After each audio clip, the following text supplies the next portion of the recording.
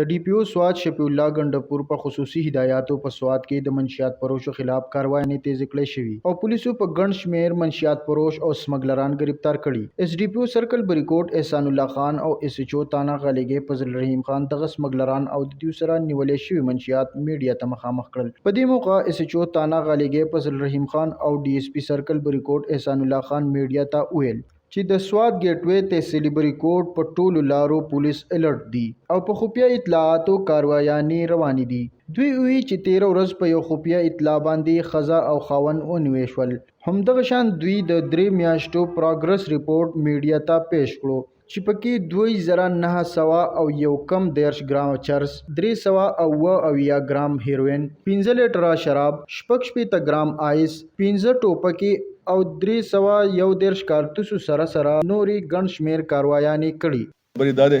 چې زمونږ آر پی او صاحب ناصر محمود ستی صاحب او زمونږ ډي پی او شفیع الله خان ګنډاپور صاحب هغه انتهایی په موږ باندې فوکس دی چې یاره د زمونږ د ضلع سوات نه موږ د کرایم چې دي او د کریمینل چې دي د دیو خاتمه وکړو. نو په دې سټرګل کې موږ لګایو. نو تاسو ته ما صاحب د خپل د غالیګي تاڼې چې دی هغه زمونږ د 2 میاشتې د 2 ورځو هغه پلاک دی تاسو ما شو کو چې دا تقریبا 23 کیلوګرام چې اوریجنل اعلی کوالټي چرس ریکور شي یا نور بقایا هیروین او غیره دي. د دې نه علاوه فیوګان دي زموږ سره کوم چې مجرمان اشتهاریان دي هغه خو په کوم ډیر نه ولې دي او داسې کسان چې هغه د بریکوټ تحصیل ته بالخصوص د نور علاقو نه راغلي دي هغه باندې زموږ فوکس یو چې دا کسان چې شاید چې دی په کریمینل اکټیویټیز کې دی ایساخلي. نو په هغه باندې زموږ هم فوکس دی. زه د خپل بریکوټ یعنی مشرانو ته تعلیم یافته او ته قدرمنو خلکو ته دا کوم زموږ ډي ال سی پی ال سیز وغیره چې دي دیو ته موږ دا یو ریکویسټ کوو تاسو د